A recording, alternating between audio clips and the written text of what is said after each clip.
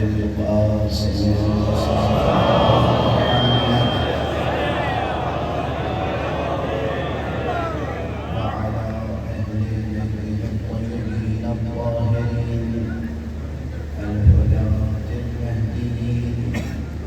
المعصومين المظلومين واللعنة الدائمة على أعداء الحق والدين. أما بعد فقد قال الله تعالى عز اسمه في محكم كتابه ومتقن خطابه.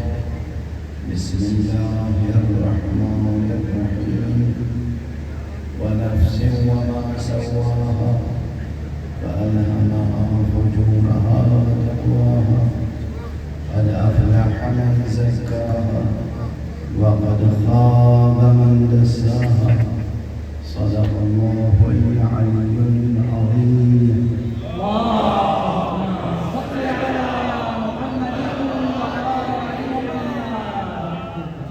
ایک مرتبہ بلند کر صدق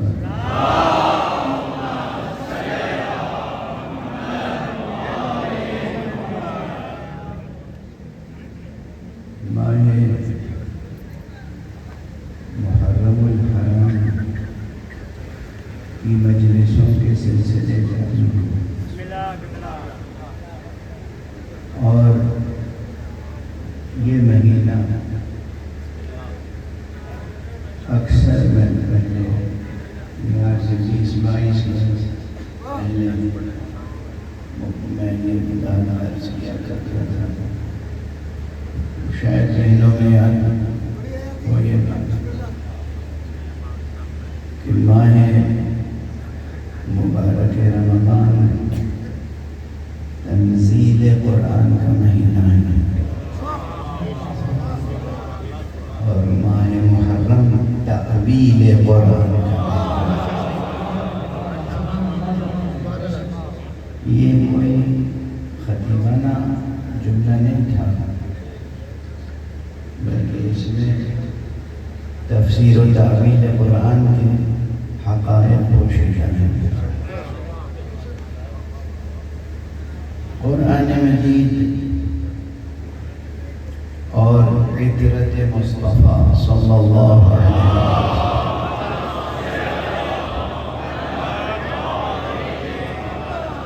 یہ دونوں چیزیں نفوس انسانیہ کی تربیت کے لیے. ہم سب تربیت کے محتاج ہیں. عموماً اس سفر میں مختلف مقامات پر بھی میں نے تقریباً اسی موضوع پہ گفتگو کی ہے اور وہی آج اور ذرا آگے بڑھانے کی کوشش کر رہا ہوں. دور دور سے حضرات مومنین تشریف لائے ہیں, مومنات تشریف لائے ہیں. ہم عمر کی جس منزل میں بھی ہوں اور ہماری آغوش میں بھی جس عمر کا بھی بچہ پرورش پا رہا ہے, سب کے لیے یکساں طور پر یہ موضوع اہم ہے. یہ نفس انسانی وہ ہے جس میں بے کراں ترقی کے امکانات حضرت حق نے پوشیدہ کیے.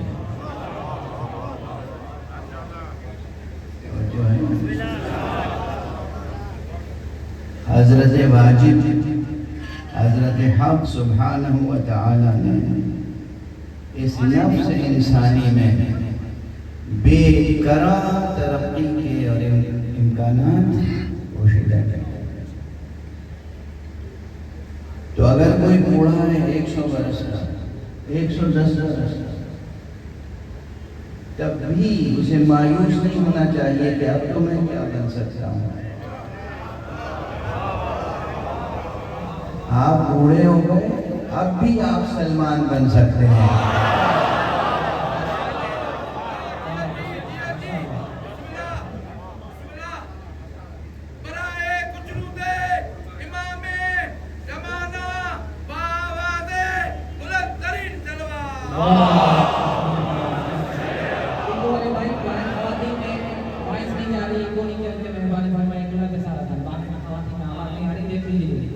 بلند ترین صلوات.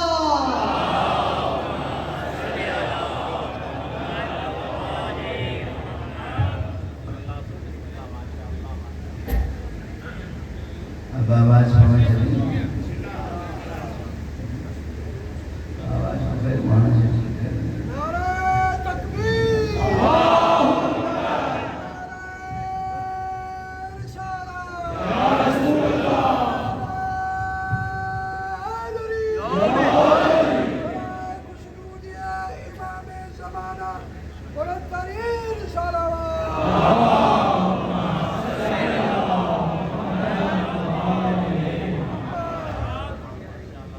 توجہ فرما رہے ہیں آپ؟ آواز پہنچ رہی ہے؟ جزاکم اللہ.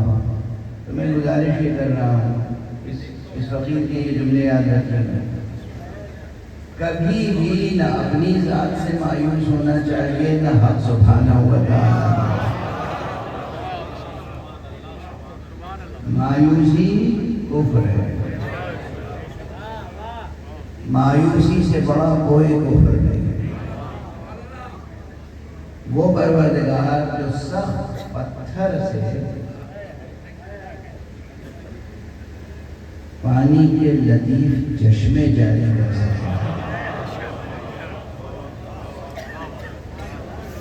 قرآنی واقعہ ہے نا. جناب موسیٰ علیہ نبینا وعلیہ السلام کو اللہ نے کیا فرمایا تھا کہ پانی کی ضرورت ہوئی. فاضرب بعصاك الحجر فانفجرت منه 12 عينا. آپ اس پتھر پہ اپنی عصا سے ایک ضرب لگائیں تو 12 چشمے پھوٹ پڑے. پتھر سے 12 چشمے پھوٹ پڑے. پتھر سے سخت پتھر سے 12 چشمے پانی کے پھوٹ پڑے. جو اللہ اس سخت پتھر سے پانی کا چشمہ جاری کر سکتا ہے. اچھا ایک بات درمیان میں آ رہی ہے. لوگ کہتے ہیں کہ آقا رسول اللہ کے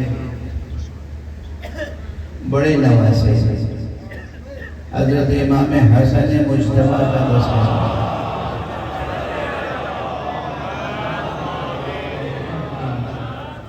کم ہوتا ہے.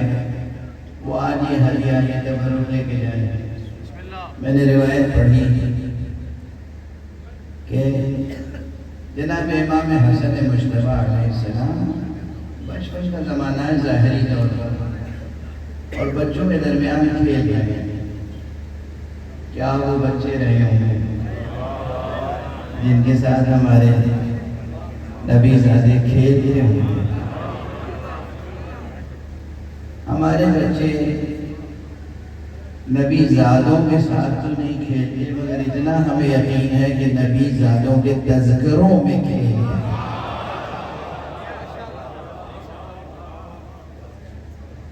ماں باپ کی آغوش میں گھر میں ماحول میں کھیل کے بھی بچے گرتے ہیں تو یہ عالی کو سکھائی دیا ہے. یہ کلمات بہت مبارک ہیں, بہت برا اثر. آقا کھیل رہے تھے بچوں کے درمیان. ایک بوڑھا شخص اور امام حسن کے پاس آ کے کہنے لگا نبی زادے حسن مجھے شدید پیاس ہے. شدید پیاس ہے. امام حسن نے دیکھا آپ کو پیاس ہے پانی چاہیے. نہ کسی کنویں کے پاس ہے نہ کسی نہر و دریا کے پاس. عربستان میں اتنے کنویں بھی نہیں تھے, گنے چنے کنویں تھے. دریا کہاں, نہر کہاں. یہ بھی نہیں کہ گھر تشریف لے جائیں اور وہاں سے پانی لا کر جائیں. آگے بڑھے, سامنے ایک پتھر کا ٹکڑا تھا, پتھر اٹھایا اور یوں نچوڑا اور یہ پانی میں اٹھایا. صلوات پڑھ دیجیے محمد.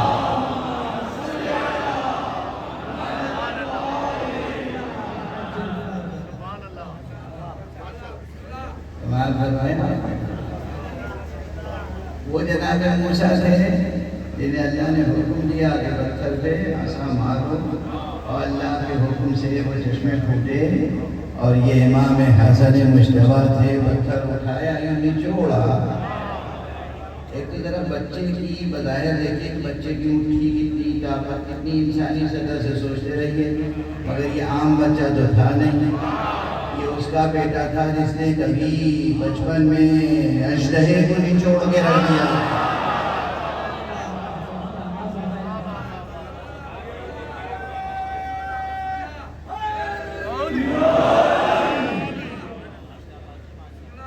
پانی عنایت فرمایا تو پتھر سے پانی نکالنے کی یہ صلاحیت یہ امکان یہ قدرت یہ شان اللہ سبحانہ و تعالیٰ کے پاس ہے نا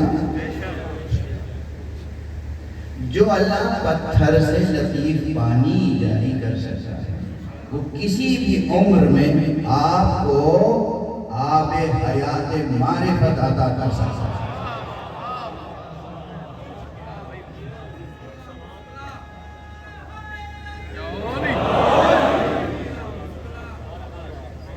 بشرطے کہ طلب ہو کیا ہو طلب چاہت تشنگی پیاس یہ ہو شرط یہ ہے اگر طلب ہے پیاس ہے تشنگی ہے معرفت کی علم کی وجدان کی تو وہ ادھر سے اس کا فیضان ہوتا ہے تو کوئی بھی عمر ہو آپ کی بڑی عمر ہو یا چھوٹی عمر ہو یہ نفس انسانی میں بے کرما صلاحیتیں ہیں اور بے انتہا امکانات ترقی کے عروج ہیں یہ مضمون بہت اہم ہے اور مستقل اس پہ آپ حضرات کو غور کرنا چاہیے مطالعہ کرنا چاہیے اور فکری ریاضت بھی کرنی چاہیے عملی ریاضت بھی اور ایک بات ایسا ہوں مشکل ریاضتوں کی فکر نہ کیا کیجیے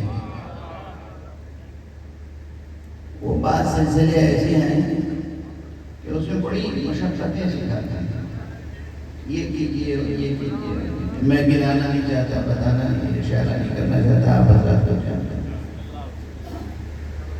مکتب اسلام بفیض محمد و آل محمد علیہ السلام وہ مکتب ہے جہاں مشکلیں آسان کی جاتی ہیں مشکلیں بڑھائی نہیں جاتی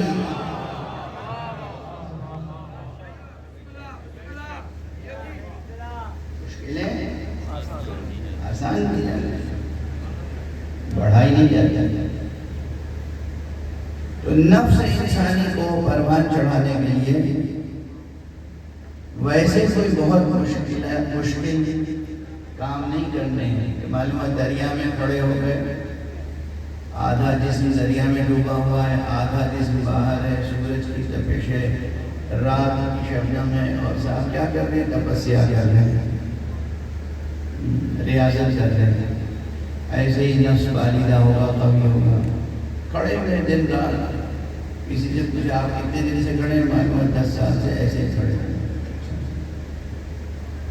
کوئی صاحب آدھا جسم انہوں نے زمین میں مٹی میں دفن کر رکھا ہے آدھا جسم باہر ہے کیا کر رہے ہیں ریاضت کر رہے ہیں تپسیا کر رہے ہیں محنت کر رہے ہیں کس لیے تاکہ نفس مضبوط ہو جائے ہے نا ایسے نمونے بہت سے دنیا چین چلے جائیے دوسرے ملکوں میں چلے جائیے روز پڑوس میں بہت سے ایسے نمونے مل رہے ہیں اسلام فطرت انسانی سے ہم آہنگ نظام ہے اور جتنی لطیف ہے فطرت اتنی ہی لطیف ہے شریعت اتنی ہی لطیف ہے طریقت اور اس سے کہیں زیادہ لطیف ہے حقیقت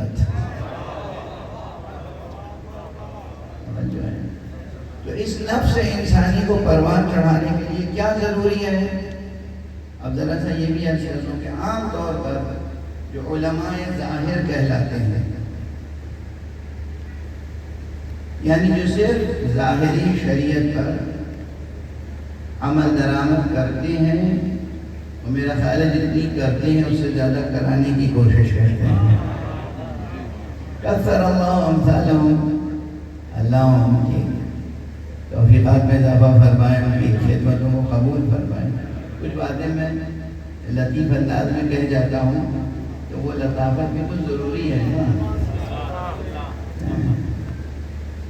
تو جو علماء ظاہر ہیں یہ بعض چیزوں کو شریعت ہی کی بعض چیزوں کو سختی سے نافذ کرتے ہیں. اسلام میں کہیں سختی نہیں ہے، لطافت ہی لطافت ہے. سب سے لطیف شے کیا ہے انسانی زندگی میں، کوئی بتا سکتا ہے؟ جلدی سے کوئی بتا سکتا ہے سب سے لطیف شے؟ سب خاموش ہو گئے. میں بتا دیتا ہوں. سب سے لطیف شے انسانی زندگی میں، بلکہ اس پوری کائنات میں سب سے لطیف شے، اور خصوصیت سے نفس انسانی، روح انسانی، وجود انسانی میں سب سے لطیف شے ہے وہ جسے آپ کہتے ہیں محبت. محبت زیادہ کوئی شے نہیں. اور یہ محبت یہی اساس دین ہے، یہی بنیاد دین ہے. اللہ سبحانہ و تعالیٰ کا اعلان قرآن مجید میں ہے کیا؟ قل ان کنتم تحبون اللہ فاتبعونی. کہہ دیجئے اے رسول کہ اگر تم اللہ کی محبت رکھتے ہو تو میری پیروی کرو. یہ کوئی ضعیف حدیث تو نہیں پڑھ رہا ہوں آپ کے سامنے، یہ کسی وائز کا جملہ، خطیب کا جملہ یا شاعر کا شعر تو نہیں ہے، یہ قرآن پاک کی آیت ہے نا. قل ان کنتم تحبون اللہ فاتبعونی. کہہ دیجئے کہ اگر تم اللہ سے محبت کرتے ہو، اللہ کی محبت رکھتے ہو تو میری پیروی کرو. یعنی اساس دین کیا ہوا؟ کیا ہوئی؟ محبت. بنیاد دین کیا ہے؟ محبت. اور انعام دین کیا ہے؟ وہ بھی محبت. قل ان کنتم تحبون اللہ فاتبعونی یحببکم اللہ.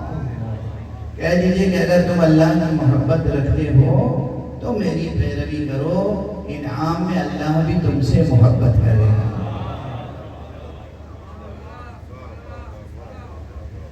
اب مزاج سمجھ میں آیا دین کا؟ دین شریعت اس کا مزاج کیا ہے؟ محبت. اساس محبت ہے، بنیاد محبت ہے، انعام بھی.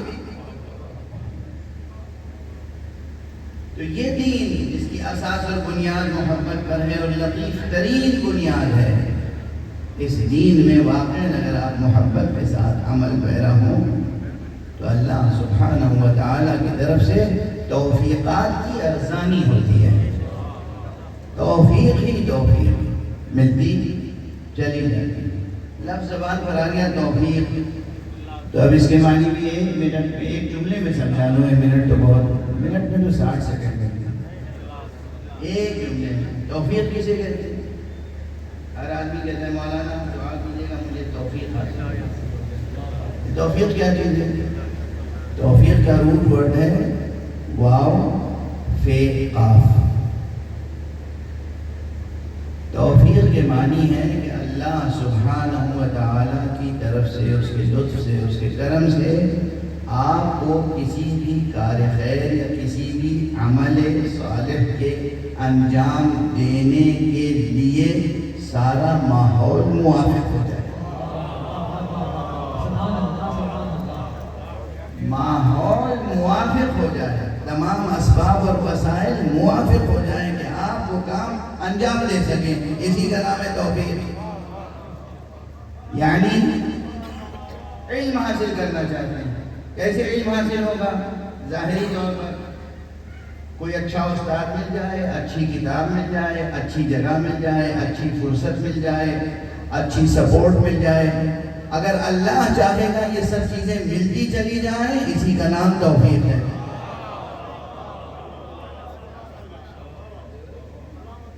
واضح ہے؟ تو اللہ سبحانہ و تعالیٰ کی طرف سے توفیق خوب ارزانی ہوتی ہے، خوب ملتی ہے توفیق.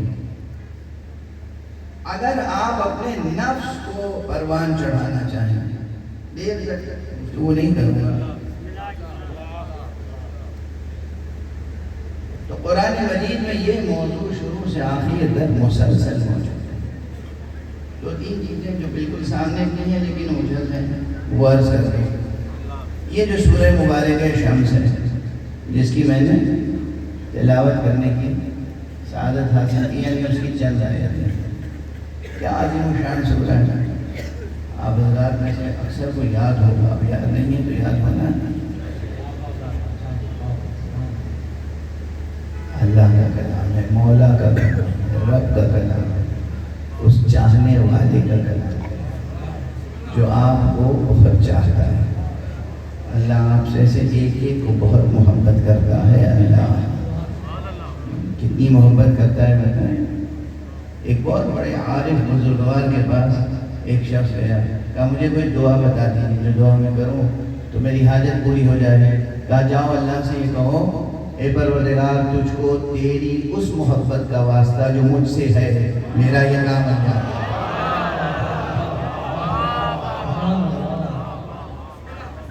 تجھ کو تیری اس محبت کا واسطہ جو مجھ سے ہے. اللہ اپنی مخلوقات سے، اللہ آپ سب سے محبت کرتا ہے. ارے جس کو اللہ جیسا محبت کرنے والا، چاہنے والا نصیب ہو، اسے دنیا میں کس قدر اعتماد کے ساتھ اور ناز کے ساتھ جینا چاہیے.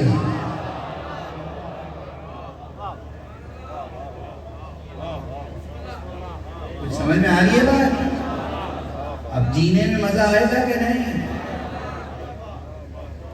اب کسی کو ڈپریشن کا نہیں ہوگا، کسی کو مایوسی محرومی کا احساس نہیں ہوگا. جس سے یہ احساس ہو خدا جیسا چاہنے والا. یہ ہوتا ہے دوست بڑا چاہنے والا دوست ہے، اور ساتھ اب باپ بڑے چاہنے والی ہیں، اولاد بہت چاہنے والی ہیں، بھائی بہن رشتے دار بہت چاہنے والے ہیں. اور جو بھی چاہنے والے ہیں ان کی قدرت، طاقت، صلاحیت محدود ہے.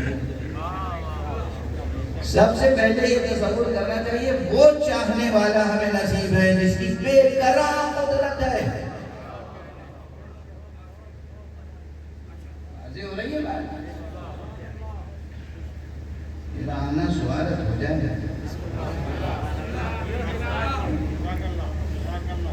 اللہ جیسی ہستی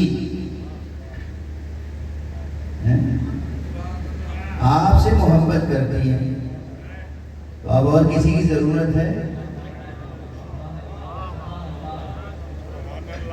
دعا کیجئے تو وسیعوں کی دعا کیا کہ اے پروردگار تو جس کے ساتھ ہو وہ دنیا میں تنہا کیسے ہو سکتا ہے؟ پروردگار تو جسے نصیب ہو وہ دنیا میں نادار کیسے ہو سکتا ہے؟ مالک تو جسے حاصل ہو وہ ضعیف و کمزور و ذلیل کیسے ہو سکتا ہے؟ سمجھ میں آ رہی ہے بات؟ یہ نیگیٹو تھاٹس بالکل دور کیجئے ذہنوں سے. ایک بار اندر صلوات پڑھتے ہیں. اللہم صلی علی محمد و آل محمد. ایک اور صلوات پڑھتے ہیں. اللہم صلی علی محمد و آل محمد.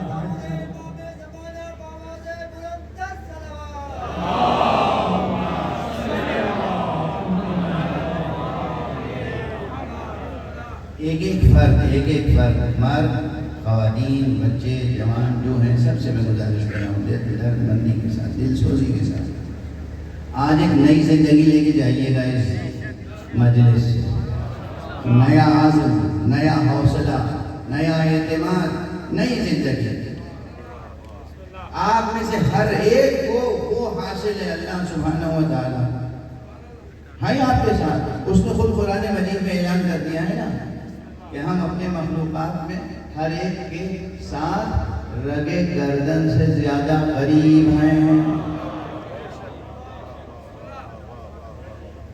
شہرگ حیات سے زیادہ قریب ہیں. اللہ کے کہنے پہ یقین ہے کہ نہیں؟ یقین ہے تو مرحبا، یقین نہیں ہے توبہ کیجیے، استغفار کیجیے، پھر سے ایمان لائیے۔ کبھی کبھی ایسا ہوتا ہے کہ انسان کو پتہ بھی نہیں چلتا اور اس کا ایمان ختم ہو چکا ہوتا ہے۔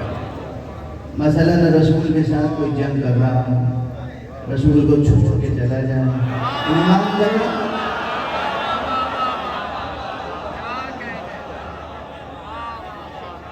اب اسے اس کا ہوش ہو یا نہ ہو، کیونکہ عموماً انسان بھاگتا ہی ہے بے ہوشی میں نا۔ رسول کو چھوڑا، ایمان کرے۔ اچھا آپ لوگ بس ایک ہی بات سنتے رہے ہیں کہ میدان سے چھوڑ کے بھاگنے والے مسجد میں بھی رسول کو تنہا چھوڑ کے بھاگتے ہیں۔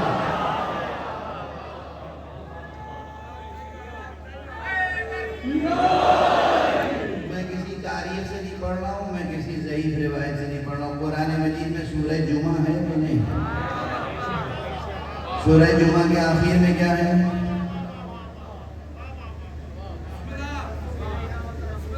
کیا شخصیتوں کے احترام میں قرآن کی آیت پڑھنا چھوڑ دو؟ کیا ہے قرآن مجید میں؟ وَإِذَا رَأَوْا تِجَارَةً أَوْ لَهْوًا انفَضُّوا إِلَيْهَا وَتَرَكُوكَ قَائِمًا۔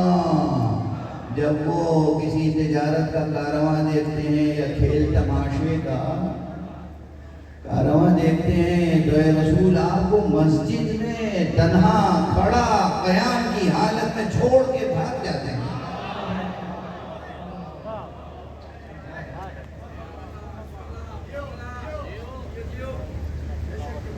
اور جب کئی مرتبہ یہ ہوا تو حضور علیہ السلام نے ایک مرتبہ فرمایا، جو چند رہ گئے تھے، کہتے ہیں 5 یا 7 افراد رہ گئے تھے، تو حضور نے فرمایا کہ اگر یہ بھی میرے گرد اس وقت باقی نہ رہتے تو آج مدینے پر آگ برستی۔ اللہ کی طرف سے عذاب نازل ہوتا، آگ برستی۔ تو اب سوچئے کہ جو رسول کو تنہا چھوڑ کے چلا جائے اس کا ایمان، اللہ سے جو مایوس ہو جائے اس کا ایمان۔ تو کبھی کبھی نادانستہ غیر شعوری حالت میں ایمان رخصت ہو جاتا ہے۔ اگر اللہ کے کلام پہ یقین نہیں ہے، اللہ کہہ رہے ہیں ہم تمہاری شہر کے حیات سے زیادہ قریب ہیں، اب اگر آپ اپنے کو تنہا محسوس کر رہے ہیں،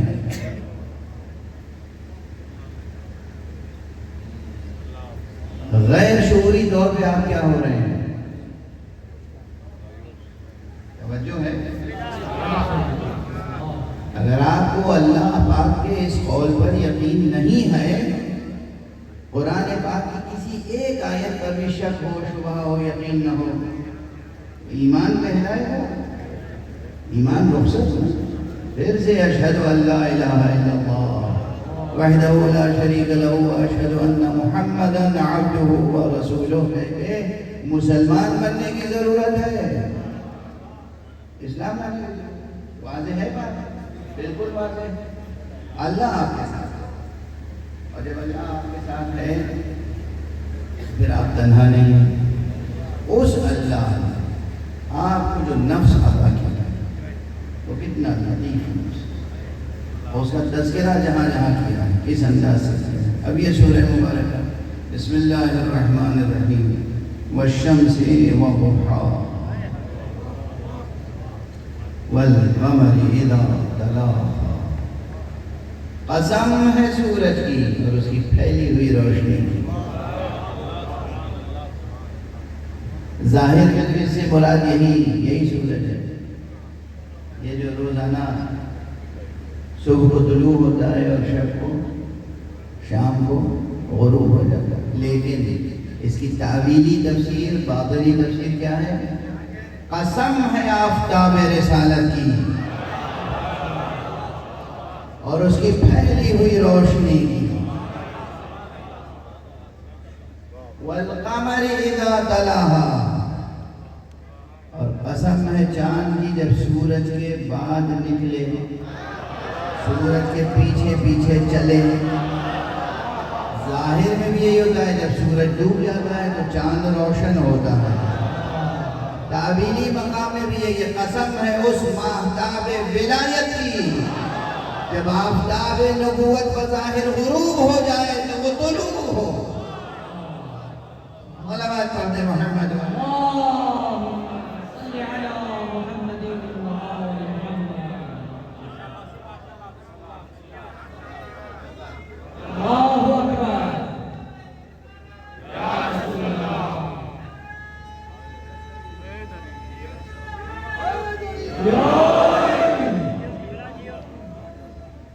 سورہ شروع کہاں سے ہوا؟ کس افق سے؟ کس افق سے گفتگو ہو رہی ہے؟ کس مقام سے گفتگو ہو رہی ہے؟ والشمس وضحاها والقمر إذا تلاها والنهار إذا جلاها والليل إذا يغشاها والسماء وما بناها۔ ہر فقرے کی تشریح کروں تو رات ختم ہو جائے، تلاوت کر کے اور ہر ایک میں ظاہری معنی کچھ اور ہے، باطنی معنی یہاں تک کہ بات پہنچتی ہے 11 قسمیں ہیں سورہ میں، 11 قسمیں شاید اس لیے کھائی گئی کہ 12ویں قسم پردہ غیب میں رکھا۔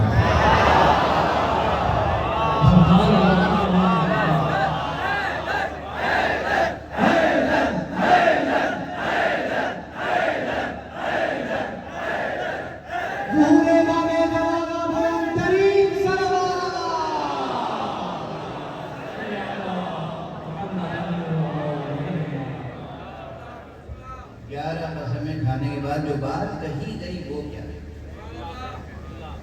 نفس وما سواہا، یہ بھی قسم ہے، نفس کی قسم اور اس کے بنانے والے کی قسم۔ اتنی قسمیں کھا کے بعد جو کہی گئی وہ کیا ہے؟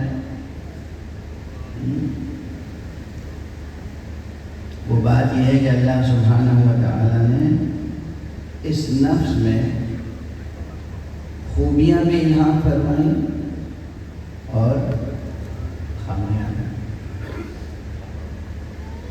اور الہام فرمانے کے بعد ایک بات فرمائیں، قد افلح من زکاہا وقد خاب من دساہا۔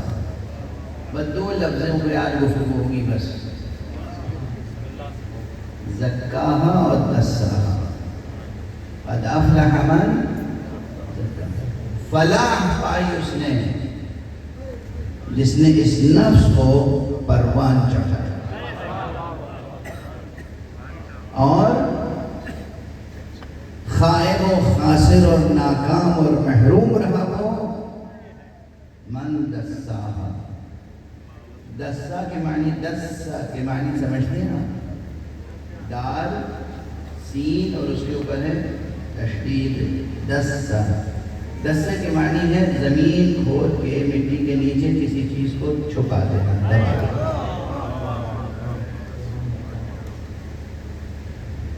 اب اس کا اردو ترجمہ کیسے کریں؟ بات نفس کی ہے۔ نفس اگر عین جسم ہوتا تو یہ بات قرآن میں اس طرح نہیں کہی جاتی، جیسے کہ جسم تو ہے ہی ہے، خاک سے بنا ہوا، جسم خاک سے بنا ہوا ہے، جسم عناصر ظاہری اور عناصر مادی سے بنا ہوا ہے، یعنی یہ تو خود خاک ہے، مٹی ہے۔ اس کے معنی ہے کہ جو نفس عطا ہوا ہے وہ مادی نہیں ہے، اس کے لیے یہ بات ہو رہی ہے کہ فلاح پائی اس نے جس نے اس نفس کو پروان چڑھایا، اور خائب و خاسر ہوا وہ جس نے اس نفس کو خاک میں ملایا، مٹی میں ملا دیا۔ یعنی ایک جوہر نفیس ملا تھا، آپ نے اسے خاک میں ملا دیا۔ یعنی اتنی جسم کی پرورش کی، جسمانی لذتوں میں اتنا ڈوب گئے کہ جو روح کی ترقی اور نفس کی ترقی کی منزلیں تھیں وہ تمام منزلیں رہ گئی، ترقی نہیں کر سکے۔ اب سمجھ میں آئی بات؟ بظاہر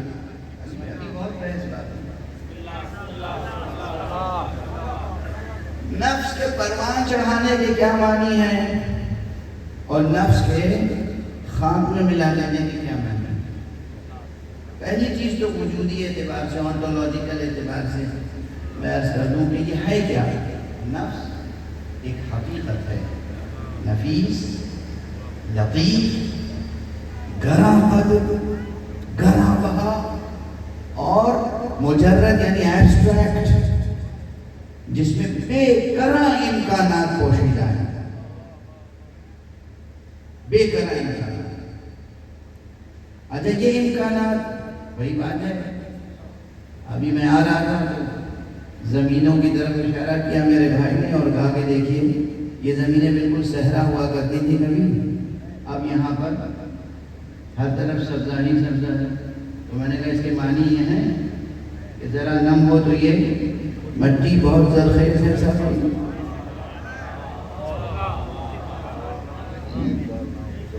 ہمارے اور آپ کے نفس کا معاملہ بھی ہے، یہ نفس بہت بے قرار ترقیاں کر سکتا ہے۔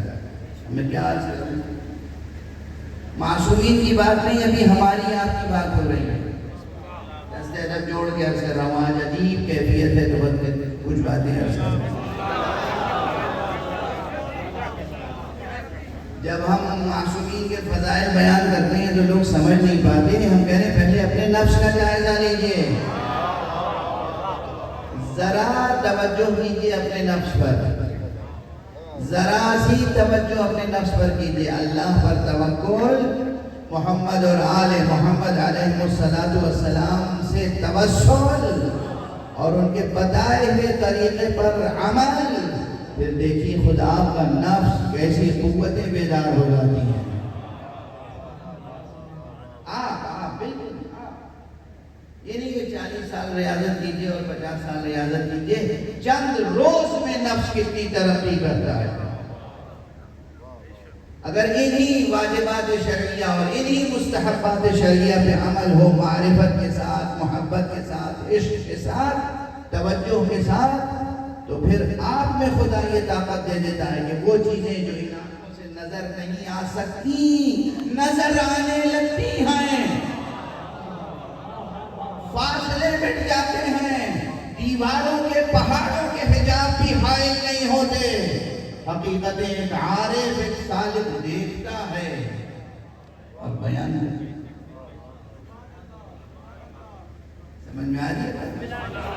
تجربہ کر کے تو دیکھیں، اللہ پہ بھروسہ کریں، محمد و آل محمد کی توسل سے آگے تو بڑھیں۔ اور ہمارے یہ جو کہا گیا وَنَفْسٍ وَمَا سَوَّاهَا فَأَلْهَمَهَا فُجُورَهَا وَتَقْوَاهَا قَدْ أَفْلَحَ مَنْ زَكَّاهَا، جس نے اس نفس کا تزکیہ کیا وہ فلاح پا گیا، وہ جیت گیا، نجات، فلاح دارین، دنیا اور آخرت کی کامیابی اسے ملی۔ قد افلح من زکاها وقد خاب من دساها، اور جس نے اس نفس کو مٹی میں ملا دیا وہ ناکام ہوا۔ زکاها پروان چڑھانا، یعنی جو چیز ملی ہے اس کو نشو و نما دے کر بلند کرنا۔ ایک بیج ہوتا ہے، چھوٹا سا بیج آپ مٹی میں بو دیتے ہیں، پھر اسے مناسب مقدار میں روشنی، مناسب مقدار میں پانی، یہ سب ملتا رہے تو وہ بیج ایک شجر سایہ دار بارور بنتا ہے۔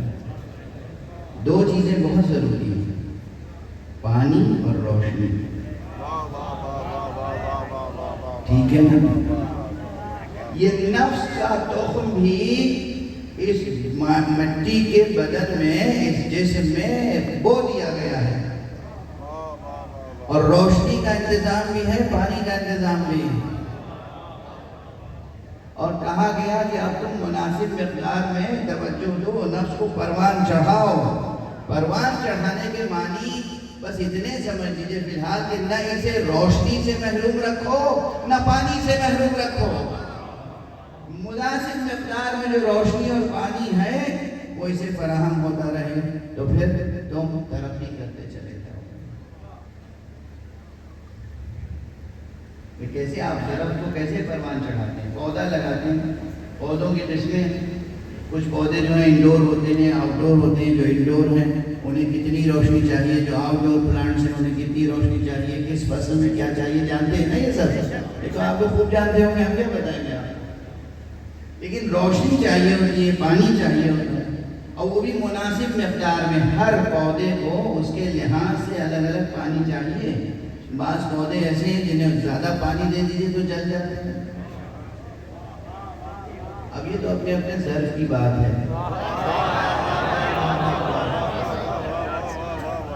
کوئی وہ ہوتا ہے جو آگ سے بھی نہیں جلتا، کوئی وہ ہوتا ہے جو پانی سے جل جاتا ہے. صلوات پڑھ دیجیے محمد والے محمد.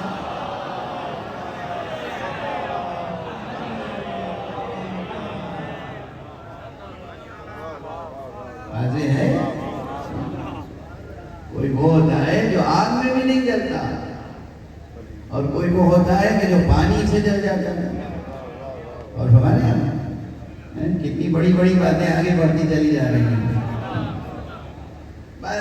کوئی پودا ایسا ہوتا ہے، کوئی ماہیت ایسی ہے جسے پانی کم چاہیے، کسی کو زیادہ چاہیے. جسے جتنا چاہیے حسب ضرورت اتنا ملے تو وہ پروان چاہیے. لیکن یہ آپ کا نفس کیسا بنایا ہے؟ یہ نفس ایسا بنا ہے. اس کے لیے روشنی اور پانی کے استعارے کس لیے استعمال کر رہا ہوں میں؟ ایمان کی دولت روشنی ہے، علم کی دولت اس کے لیے پانی ہے. جتنا پانی دیتے جاؤ گے، یعنی جتنا علم حاصل کرتے جاؤ گے، یہ نفس کا شجرہ بڑھتا چلا جائے گا. نفس انسانی دودھ، دہی اور مٹھا اور مسکا اس سے نہیں بڑھتا. روٹی یا تافتان اور شیرمان اور بریانی، پلاؤ، گوشت، مچھلی، مور، یہ نفس انسانی کے پروان چڑھنے کی چیزیں نہیں ہیں. یہ زیادہ ہوگا نا تو نفس مٹی میں مل جائے گا.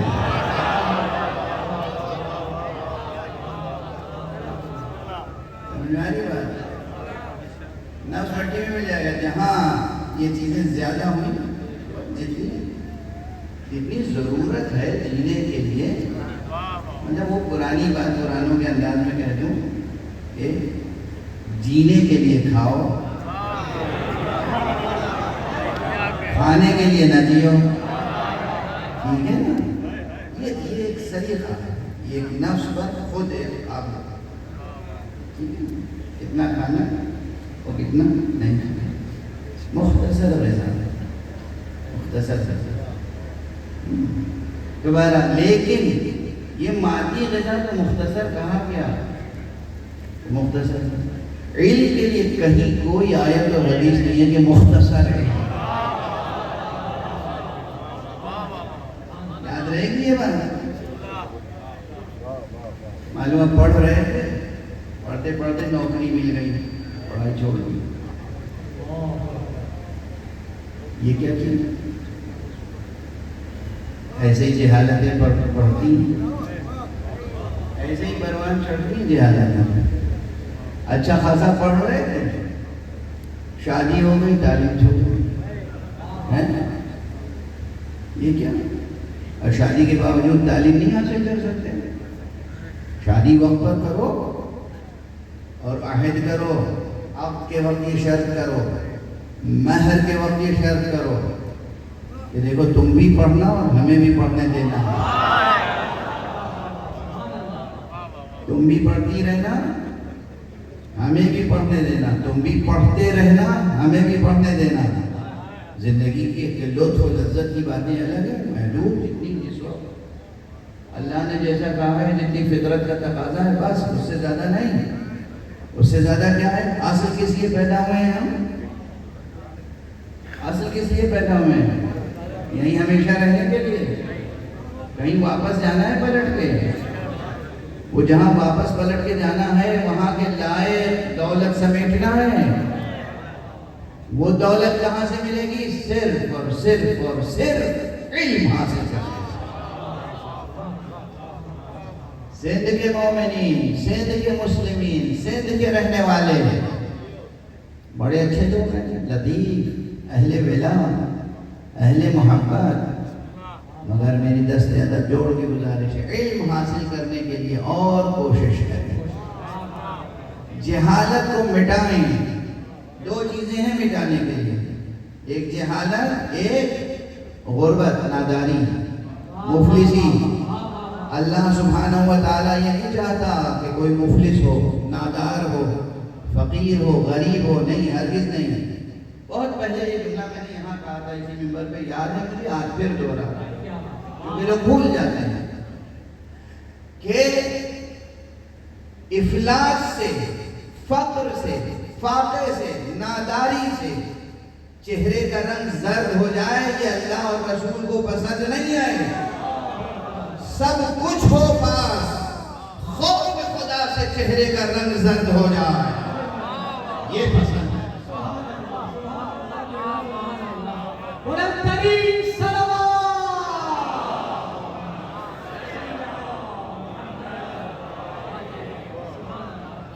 خوف خدا، خوف خدا، خوف خدا،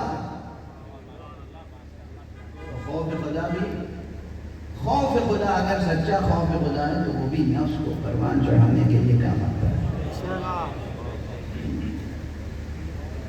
محبت خدا کا احساس وہ لطیف عنصر ہے جو نفس کو پروان چڑھاتا ہے، اور کوئی چیز پک کے پختہ ہو کے اپنے آخری منزل تک پہنچے اس کے لیے ہمیشہ کسی نہ کسی حرارت کی ضرورت ہوتی ہے، ایندھن کی ضرورت ہوتی ہے، حرارت کی ضرورت ہوتی ہے۔ یہ حرارتیں، ان میں سے ایک بڑی چیز ہے خوف خدا۔ یاد رہے گی بات؟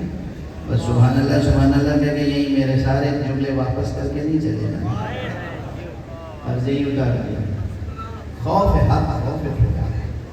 خدا، اس سے پہلے ایک جملہ کہا تھا آپ نے کہ جناب اس مرتبہ یہ بات ایسا دونوں باتیں صحیح ہیں، ان میں دونوں میں کوئی تضاد نہیں ہے، کوئی کانٹرڈکشن نہیں ہے۔ میں نے پہلے عرض کیا تھا کہ خدا ڈرنے کی چیز نہیں ہے،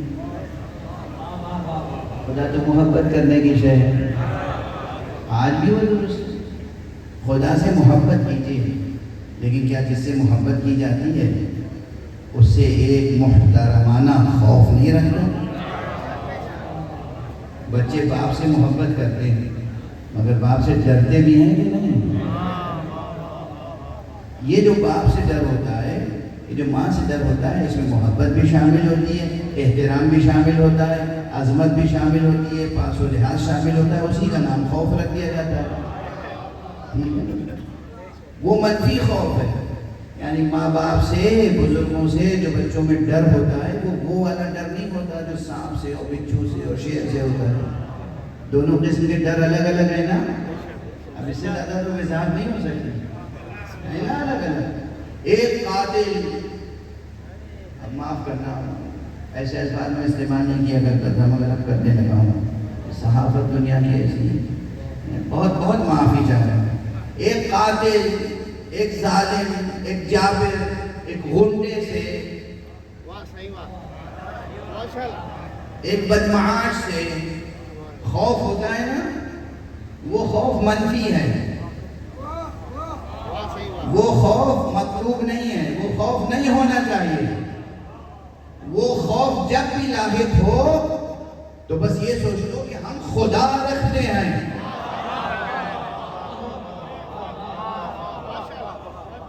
ہمیں کوئی چیز نقصان نہیں پہنچا سکتی۔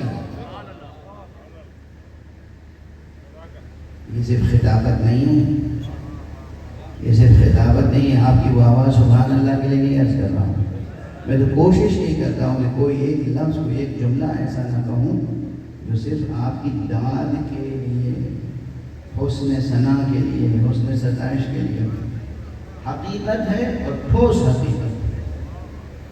آج چلیے اس پر ایک واقعہ سنیں، صلوات پڑھیے محمد صلی علی محمد و آل محمد عجل فرج۔ آپ لوگوں نے دیر میں ممبر دیا ہے تو مجھے دیر میں اترنے کا حق ہے، میں اپنا حق محفوظ رکھتا ہوں، دفاع کا حق محفوظ رکھتا ہوں۔ ایک اور صلوات پڑھ دیجیے۔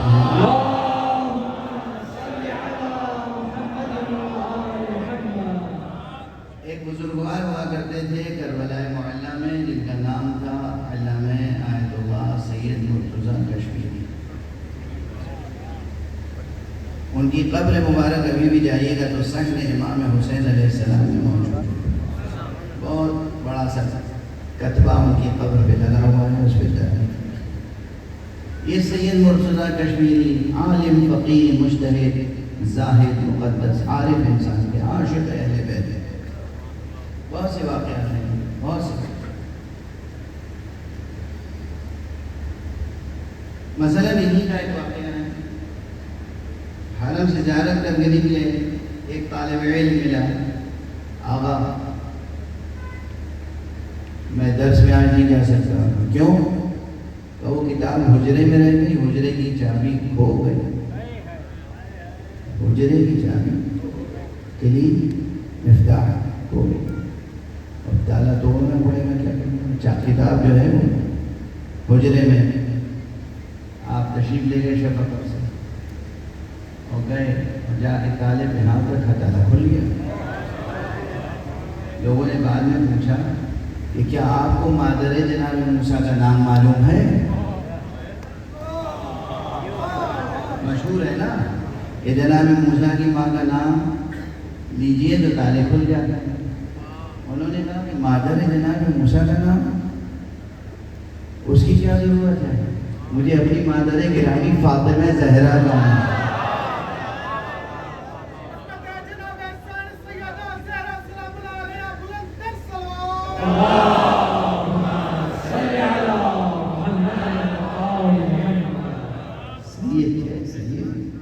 سید ہو تو ایسا، ہاں ٹھیک ہے نا. سید مرتضیٰ کشمیری جن کے پوتے، انہی سید مرتضیٰ کشمیری کے پوتے، ان کا نام بھی سید مرتضیٰ کشمیری ہے اور مجھ پر بہت کرم رہتا ہے ان کا. وہ ہیں علامہ آیت اللہ مرجع تقلید سید سیستانی کے داماد اور ان کے وکیل سید مرتضیٰ کشمیری. آپ میں سے اکثر نے ان کا نام سنا ہوگا، یہ ان کے دادا کا قصہ ہے. اور ہندوستان میں تھے کشمیر، اس ہندوستان کے جو بٹا نہیں تھا. ٹھیک ہے نا. اب یہ جناب والا دوسرا واقعہ جو میں عرض کرنا چاہ رہا تھا، یہ نجف اشرف سے پاپ یادہ زیارت امام حسین کے لیے جا رہے تھے. اب اس زمانے میں ایسی سڑکیں نہیں تھیں جو اب آپ کو نصیب ہیں. اس زمانے میں یہ سایہ، یہ راحت، یہ آرام، کچھ صحرا ہوا کرتا تھا. ارے میں نے اپنے بچپن میں صحرا دیکھا تھا، تیزی سے ترقی ہوئی. صحرا 3 حضرات ساتھ میں تھے. وہ جو 2 ساتھ میں تھے وہ بھی کوئی اور معمولی لوگ نہیں تھے. ان کے ساتھی، ان کے دوست، ان کے ساتھ اٹھنے بیٹھنے والے اہل علم، اہل تقویٰ، اہل معرفت، حوضے کے بزرگ مدرسین تھے. تینوں چلے جا رہے تھے، مگر ہر ایک برابر نہیں ہوتا. یہ اکثر میں کہتا رہتا ہوں، سب برابر نہیں ہوتا. اب یہ تینوں شیعہ، تینوں عالم، تینوں فقیر، تینوں حوضہ نجف کے بہترین صف اول کے استاد چلے جا رہے ہیں، مگر تینوں برابر نہیں. جب گئے صحرا میں دور نکل کے، کربلا تھوڑی دور پر ہے، تو دیکھا کہ ایک شیر چلا کر، شیر درندہ، اس کو آتا ہوا دیکھ کے 2 حضرات چھٹک گئے اور دیکھا سید مرتضیٰ جس آرام سے جا رہے تھے اسی آرام سے چلے جا رہے ہیں، آگے بڑھتے چلے جا رہے ہیں. شیر بھی چلا گیا. شیر آیا قریب، ان کے قریب آیا اور پھر واپس چلا گیا. انہیں کوئی اذیت نہیں ہوئی. جب واپس چلا گیا تو یہ دونوں دوڑ کے آگے بڑھے.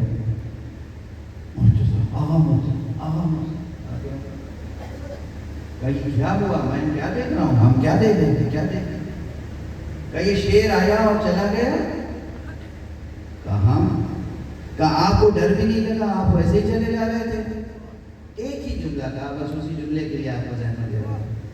فرمایا جو اللہ کا خوف رکھتا ہے وہ کسی غیر اللہ کا خوف نہیں رکھتا، اسے کوئی چیز غضب نہیں پہنچا سکتی. اللہ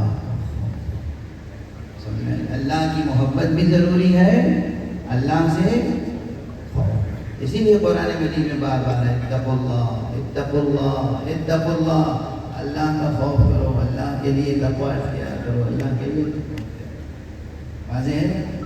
نفس کو پروان چڑھانے کے لیے وہ محبت کا آب حیات بھی ضروری ہے، اور نفس کو پروان چڑھانے کے لیے یہ تقوی کا اور خوف کا بھی لازمی طور پر وجود ہونا چاہیے۔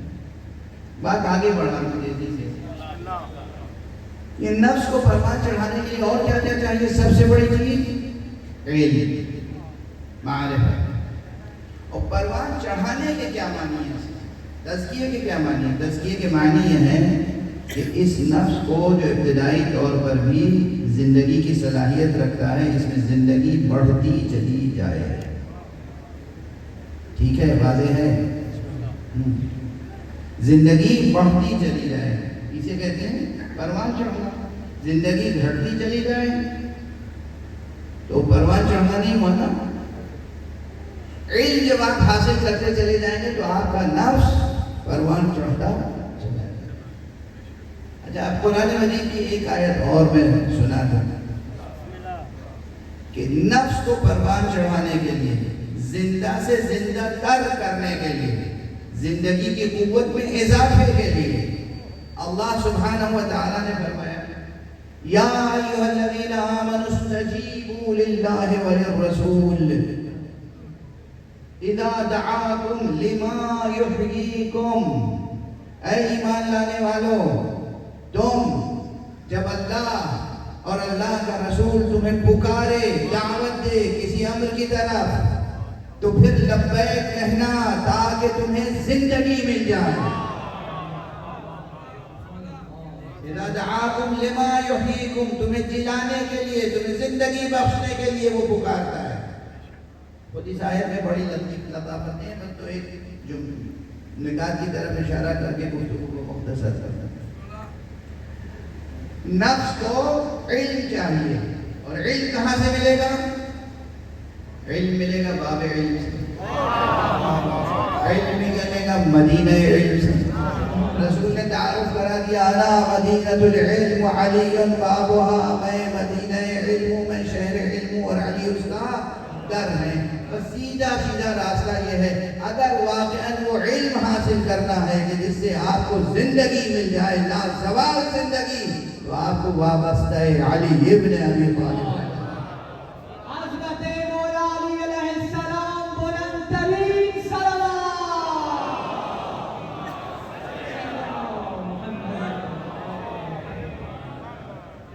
واضح ہے یہ بات؟ آسان بنا کے کہہ رہا ہوں، تو ہمیں یاد رہے بہت زیادہ اللہ پر یقین، اللہ سے محبت، اللہ کا خوف، اور پھر اس کے علاوہ کیا؟ شہر علم سے رشتہ، باب علم سے تبسم۔ ٹھیک ہے نا، یہ سب ضروری ہے، بغیر اس کے نفس اپنے کمالات تک نہیں پہنچ سکتا۔ اور قرآن مجید کی آیت نے کیا کہا؟ یا ایھا الذین آمنوا استجیبوا، اے ایمان لانے والوں لبیک کہو، للہ وللرسول، اللہ کی آواز پہ لبیک کہو اور رسول کی آواز پر، اذا دعاکم لما یحییکم، جب وہ پکارے تمہیں اس بات کی طرف جو بات تمہیں زندہ کرنے والی ہے۔ اچھا، اس آیت پر ایک لطیف جملہ تو عزیز کر دیں، یہ خطاب کس سے کر رہے تھے؟ مردوں سے یا زندوں سے؟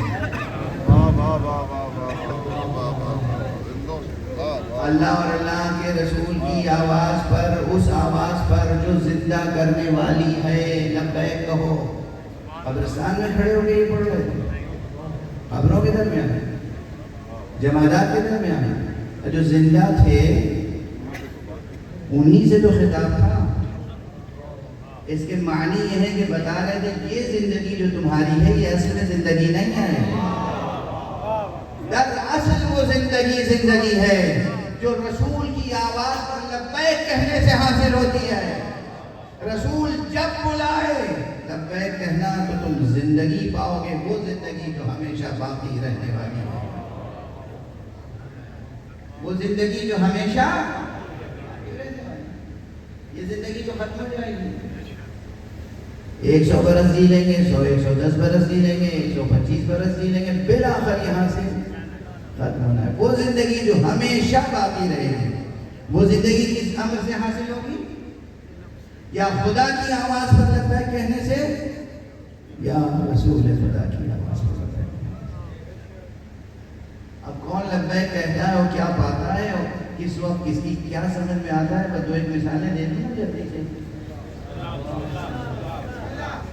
رسول جب پکارے، یہاں ایک نقطہ خاص یہ بھی ہے، اہل علم سمجھ سکتے ہیں کہ دو افراد کا ذکر ہوا، للہ وللرسول، اللہ کی آواز اور رسول کی۔ اس کے بعد جو فعل آیا مولانا وہ ایک ہے، مفرد، دعا۔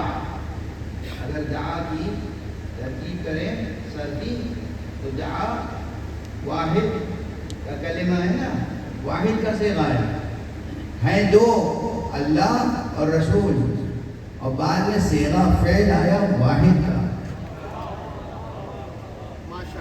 اس یہ نہیں کہا کہ یہ دونوں جب آواز دیں، دونوں کا تذکرہ پہلے کیا اور پھر واحد کا صیغہ ہے، یعنی اللہ آواز دے تو گویا محمد آواز دے رہے ہیں، محمد آواز دے تو گویا اللہ آواز دے رہا ہے، دونوں کی آواز ایک ہی ہے۔ اس لیے کبھی کوئی یہ نہ پوچھے، پیغمبر جب کسی بات کا اعلان کریں یہ اللہ کی طرف سے ہے کہ آپ کی طرف سے؟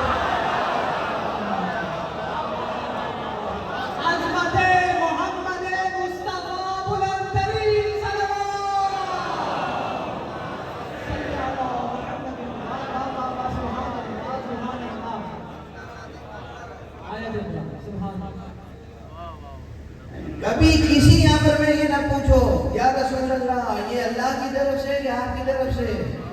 اللہ کی طرف سے ہے تب بھی لبیک کہنا ہے، رسول کی طرف سے تب بھی لبیک کہنا ہے۔ ممکن نہیں ہے کہ آپ اسے رسول کی آواز سمجھ کے نظر انداز کر دیں۔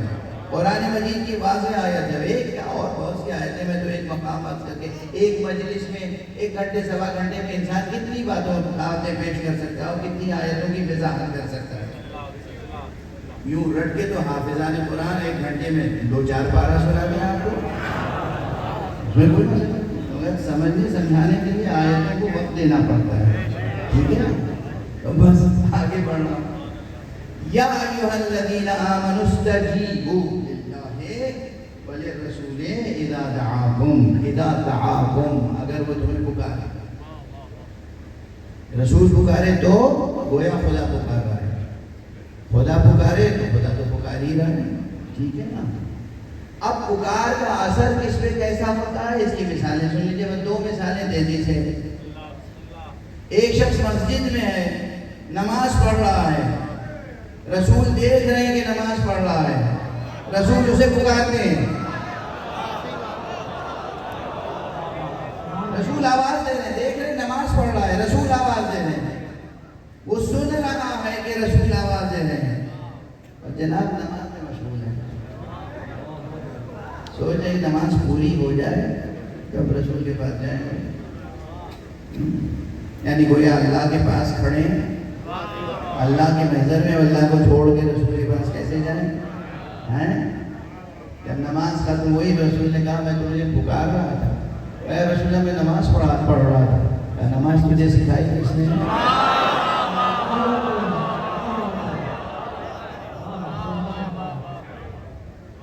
جس حالت میں ہو رسول آواز دیں اسی حالت میں دوڑ کے جاؤ رسول کی طرف، دوڑ کے جاؤ۔ یہ شعور تبھی پائیدہ ہوگا جب علم ہو، معرفت ہو۔ جس حالت میں ہو دوڑ کے جاؤ، نماز پڑھ رہے ہو دوڑ کے جاؤ۔ دوسرا واقعہ، ایک صاحب تھے، لوگ کہتے ہیں کہ رسول ان سے کام لیا کرتے تھے، رسول نے بھیجا حضرت ابن عباس کو کہ جاؤ بلا کے لاؤ، کہہ دو کہ میں کھانا کھا رہا ہوں۔ تھوڑی دیر کے بعد پھر بھیجا، کھانا کھا رہا ہوں، پھر اللہ کہہ رہا ہے جس حالت میں جب بھی رسول پکارے، کھانا چھوڑ کے جو شخص رسول کی آواز پہ نہیں جا سکتا وہ شخص میدان جنگ میں کیا جائے گا؟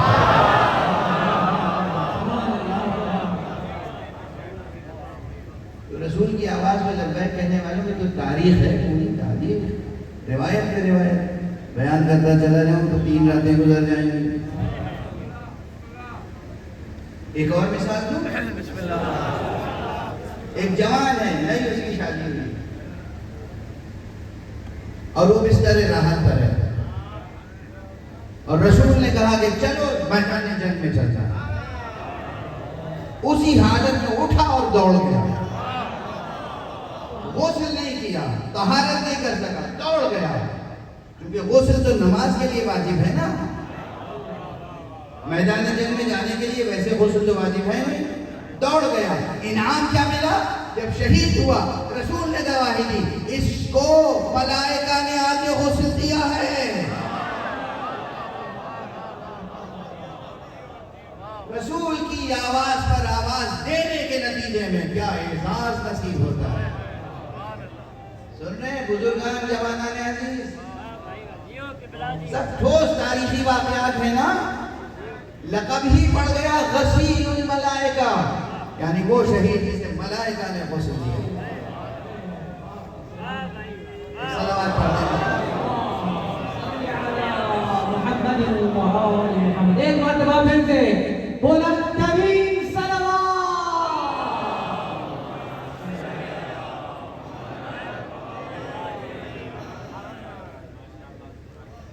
اس نفس کو وہ زندگی عطا کرنے کے لیے، اس درجے پر پروان چڑھانے کے لیے کہ جہاں آخرت کی زندگی اس کی ملکیت بن جائے، آخرت کی زندگی حاصل ہو جائے، اللہ کی آواز پر، اللہ کے رسول کی آواز پر لبیک کہنا ضروری ہے، بلکہ یہی ایک طریق ہے، یہی ایک راستہ ہے، دوسرا کوئی راستہ نہیں ہے۔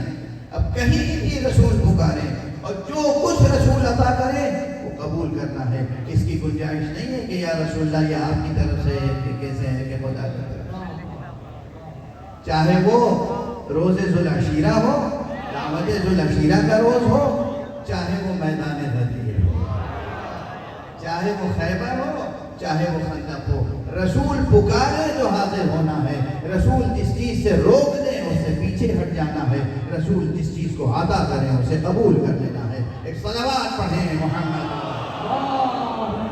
صلی علی محمد وآل محمد۔ چھوٹی سے چھوٹی بات ہو یا بڑی سے بڑی، ٹھیک ہے، چاہے وہ وضو کا مسئلہ ہو، تیمم کا مسئلہ ہو، غسل کا مسئلہ ہو، نماز کا مسئلہ ہو، چاہے جہاد کا مسئلہ ہو، زکوٰۃ کا مسئلہ ہو، روزے کا مسئلہ ہو، اور چاہے وہ ولایت کا مسئلہ ہو، شہادت کا مسئلہ ہو، جتنے مسائل چھوٹے سے لے کے بڑے تک رسول جو دیں وہ کلیت کے ساتھ قبول کرنا ہے۔ نہ کسی کو یہ حق حاصل ہے کہ ہم نماز پڑھتے ہیں تو ولایت کی ضرورت نہیں، نہ کسی کو یہ حق حاصل ہے کہ ہم ولایت کا کلمہ پڑھتے ہیں تو نماز کی ضرورت ہے۔ نماز کی ضرورت بھی ہے، ولایت کی ضرورت بھی ہے، بغیر ولایت کے نماز قبول نہیں ہوگی، اور بغیر نماز کے ولی اللہ آپ کی خدمت کو قبول نہیں فرمائیں گے۔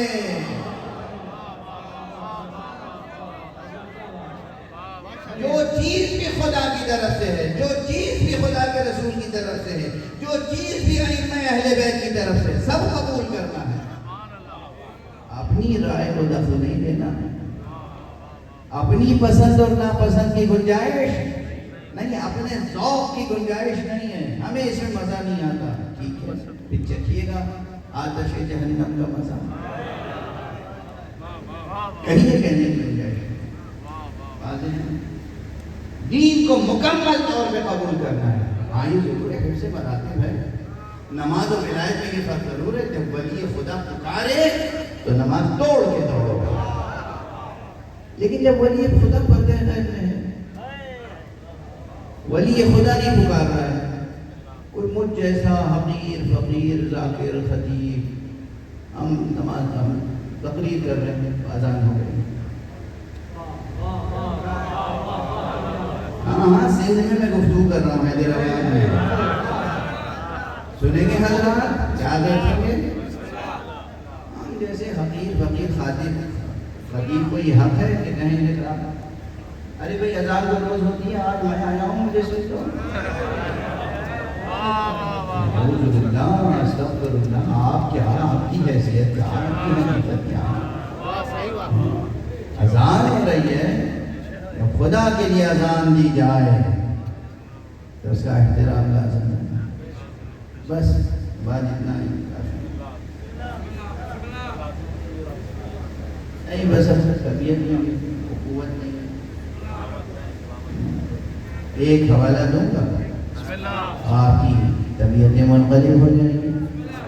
خدا کے لیے اذان ہو، حکم خدا کے تحت اذان ہو تو اس کا کتنا احترام ضروری ہے. اس کا اندازہ امام معصوم کے عمل سے کیجیے کہ اگر اذان بیجا بھی کوئی دلوا دے اور امام ممبر پہ تقریر کر رہے ہیں تو امام خاموش ہے. امام خاموش ہے. اسے بڑھے عزاداروں، سوگواروں، کربلا کے سوگواروں، دین کی قدر و قیمت بہت ہے، اللہ کے حکم کی قدر و قیمت بہت ہے، شریعت کی قدر و قیمت بہت ہے. شریعت پامال نہ ہو، شریعت پامال نہ ہو. اللہ کا نام بلند ہو رہا ہو اور اس کا احترام نہ کرو، زیب نہیں دیتا. نماز کا وقت آ جائے اور گزر جائے، زیب نہیں دیتا. مولا علی، مولا رسول اللہ، مولا امام حسن، مولا امام حسین، سب نے تلواروں کی چھاؤں میں نمازیں پڑھی. کسی نے یہ نہیں کہا کہ جنگ ہو رہی ہے اس لیے نماز بعد میں پڑھ رہی ہے. سمجھ میں آئی؟ جنگ احد میں مولا رسول اللہ نے نماز پڑھی. جنگ احد جس میں حضور پاک زخمی ہوئے تھے، آپ کی خون سر مبارک میں در آئی تھی، آپ کے دندان مبارک شہید ہوئے تھے، آپ کا روح مبارک پورا خون سے تر ہو گیا تھا، آپ کا لباس خون سے تر ہو گیا تھا. میدان احد میں جناب فاطمہ زہرا تشریف لائے. میدان احد میں مولا علی آئے، موجود تھے. مولا علی اپنی سپر میں پانی لے کے آئے. بی بی جناب فاطمہ زہرا نے جو پانی دیا اور اپنے پدر بزرگوار نبی خاتم کا چہرہ دھویا. اس کے بعد آپ نے وضو فرمایا، بیٹھ کر نماز پڑھی. میدان جنگ میں نماز پڑھی. کس قدر خود زخمی تھے، کس قدر صدمے اٹھائے تھے. حمزہ جیسا چچا، حمزہ اسد اللہ و اسد رسول ہے، حمزہ جیسا چچا شہید ہوا تھا. صدمے تھے، زخم تھے، میدان جنگ تھا، مگر آپ نے نماز پڑھی. امام امیر المومنین نے نماز کی حالت میں جان جعفری کے سپرد کر. بی بی فاطمہ الزہرا کتنے دنوں تک ٹوٹی ہوئی پسلیوں میں نماز پڑھی.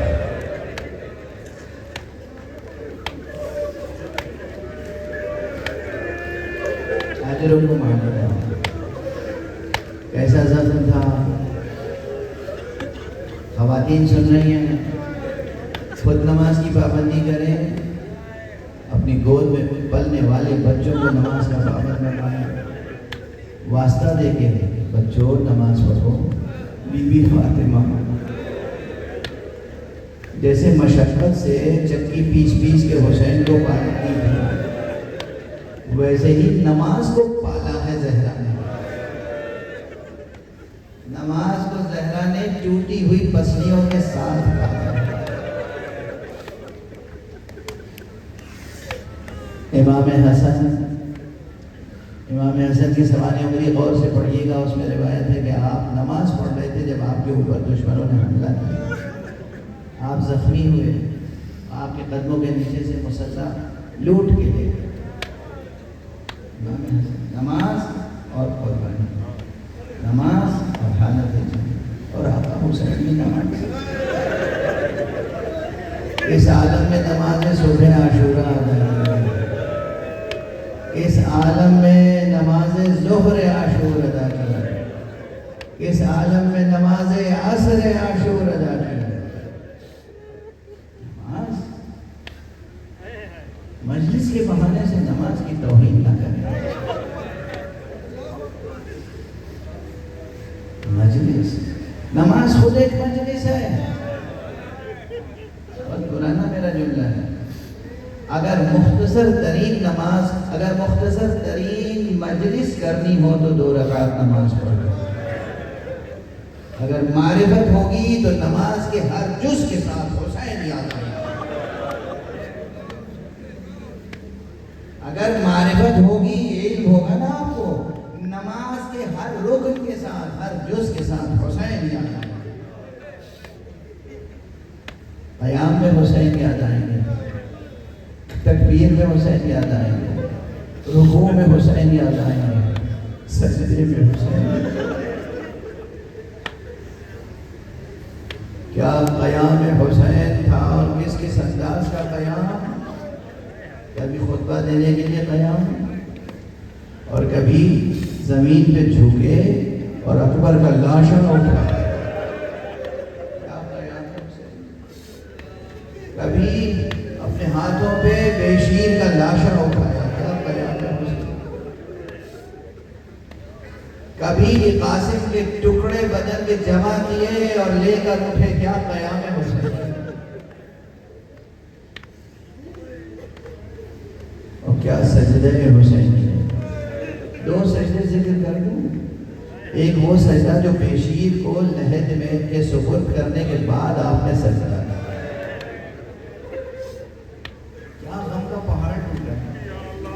کیا غم کا پہاڑ ٹوٹا ہے.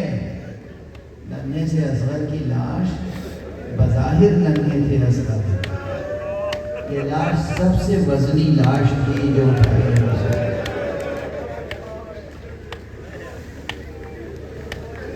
اصغر کی لاش سب سے وزنی لاش تھی جو حسین نے اٹھائی, اور اسی لیے ناز فرما رہے تھے. 7 مرتبہ آگے بڑھے, 7 مرتبہ پیچھے ہٹے. انا للہ رضا بقضائه وتسلیما لامرہ. چشم فلک دیکھ کتنا بڑا بار ہے یہ مصیبت کا, مگر حسین کے قدموں میں لغزش نہیں ہے.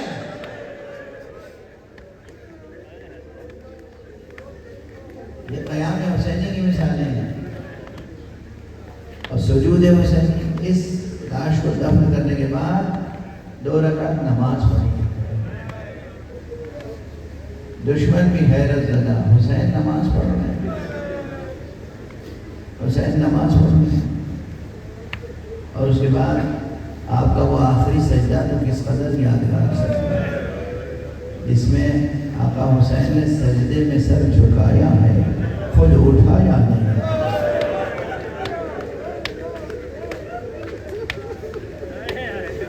عاشورہ گزر چکا ہے, بس اب ایک فقرہ اور عرض کریں.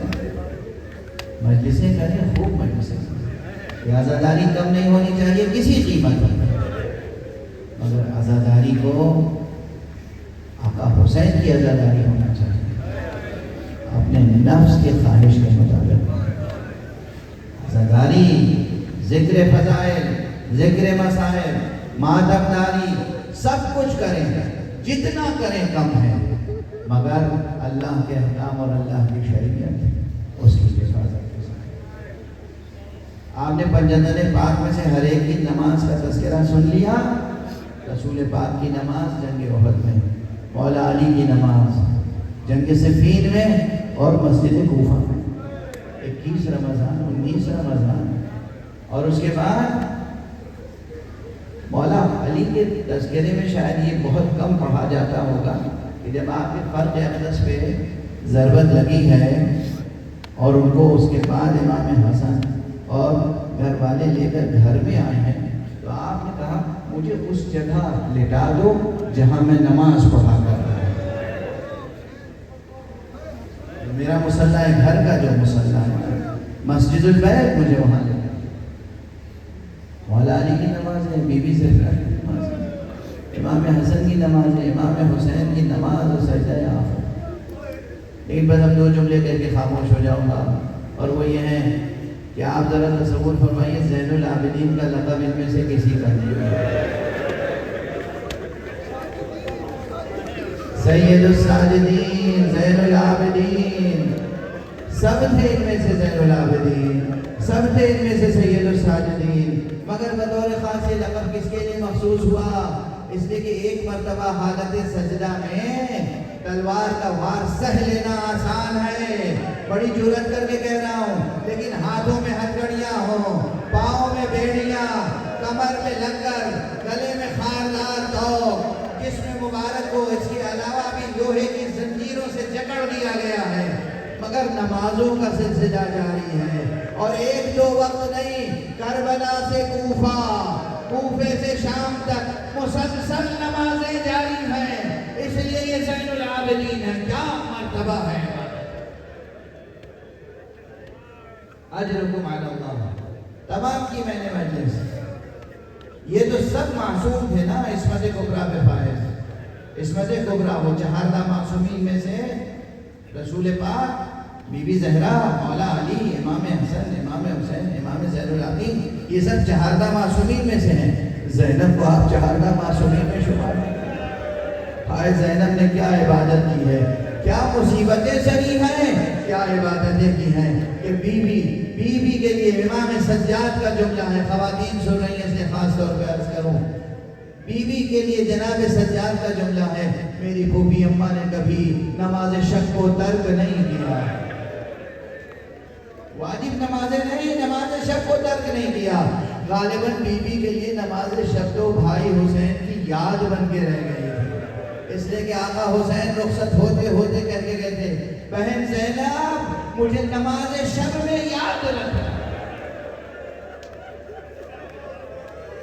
بہن زینب مجھے نماز شب میں یاد رکھنا۔ اب نماز شب زینب کے لیے بھائی کی یاد بن گئی تھی، اس لیے زینب کیسے چھوڑ سکتی تھی نماز شب؟ اور نماز شب امام سجاد کا جملہ ہے، کربلا جیسی قیامت گزر گئی، راستے زندان کی مشقتیں، مگر میری پھوپھی کی نماز شب کبھی قضا نہیں ہوئی، اور زندان میں ایک مرتبہ آپ نے فرمایا پھوپھی اماں میں نے آپ کو کبھی بیٹھ کے نماز پڑھتے ہوئے نہیں دیکھا، کیا سبب ہے کہ آج بیٹھ کے نماز پڑھ رہی ہیں؟ اور بی بی نے جواب دیا ہے، بیٹا کربلا میں جب سے اسیر ہوئی ہوں اس وقت سے آج تک آب و دانہ اتنی قلیل مقدار میں آتا ہے کہ بچوں کے لیے کافی نہیں ہوتا، میں اپنے حصے کی غذا بچوں کو دے دیتی ہوں، اپنے حصے کا پانی بچوں کو پلا دیتی ہوں، اب میرے جسم میں یہ طاقت نہیں رہ گئی کہ کھڑے ہو کر نمازیں پڑھ سکوں۔ انا للہ و انا الیہ راجعون، انا للہ و انا الیہ راجعون، رضا بقضائہ و تسلیما لامرہ۔ پروردگار ہمیں علوم قرآن و معارف اہل بیت سے آشنا کر، معبود پروردگار ملت اسلامیہ کو ایمان اور اتحاد کی دعوت نعمتیں عطا فرما، پروردگار ہمارے سینوں میں ہمیشہ چراغ توحید روشن رہے، پروردگار ہمارے ہاتھوں میں دامان ختم نبوت، پروردگار ہمارے قدم ہمیشہ صراط مستقیم ولایت پہ گامزن رہے۔